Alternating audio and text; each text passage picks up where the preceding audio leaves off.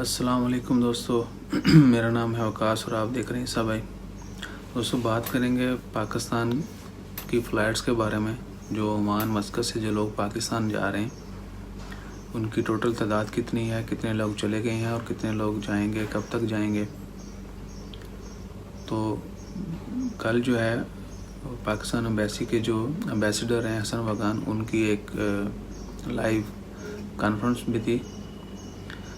انہوں نے اس میں ڈسکلوز کی انفارمیشن کہ اب تک جو ہے 4,300 لوگ جو ہیں انہوں نے رجسٹریشن کروائی تھی اسپیشل فلائٹ سے پاکستان واپس جانے کے لیے عمان مسقط سے، اور کافی تعداد میں لوگ جو ہیں وہ ان کو واپس بھیج دیا گیا ہے.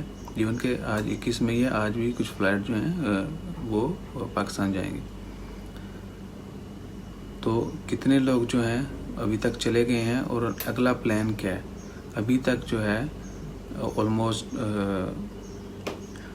اراؤنڈ جو ہے 2,000 کے لوگ وہ چلے گئے، یعنی پاکستان چلے گئے جب سے لاک ڈاؤن شروع ہوا ہے، جب سے اسپیشل فلائٹس جو ارینج کی گئی.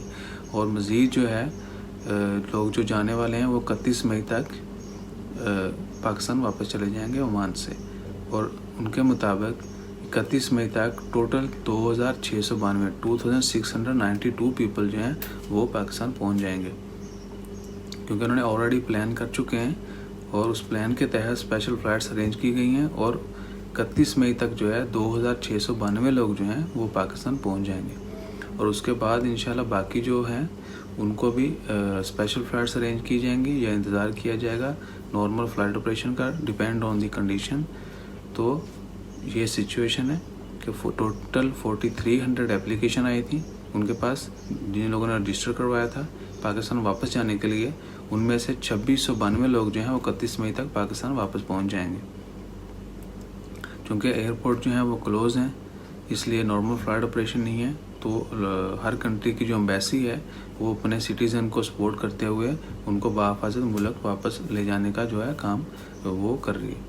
انڈیا میں بھی ایسے ہی ہے، thousands people they left from Oman to India, اور ڈیلی بیسس پہ بہت ساری فلائٹس جا رہی ہیں. اس کے علاوہ عمان نے بھی اپنے سٹیزن کو باہر کنٹری سے عمان میں بلایا ہے، اور اس طرح کنٹری جو ہیں خود سے اسپیشل فلائٹس ارینج کروا کے اپنے سٹیزن جو ہیں، اپنے شہری جو ہیں ان کو اپنے ملک میں واپس لے کے جا رہے ہیں. تو تمام لوگ اس چیز کا خیال رکھیں کہ سیفٹی میجرز ہیں ان کو مسٹ فالو کریں، نہیں کریں گے تو فائن ہے. آج چونکہ منسٹری نے اناؤنس کر دیا ہے، سپریم کمیٹی کا کانفرنس تھی کہ جو لوگ وائلیشن کریں گے وہ ان کو فائن کا سامنا کرنا پڑے گا اور ہو سکتا ہے جیل بھی جانا پڑے. تو ان تمام ہدایات جو دی گئی ہیں ان کو فالو کریں، اپنا خیال رکھیں. جزاک اللہ. اللہ حافظ. چینل سبسکرائب کرنا مت بھولیے گا. شکریہ.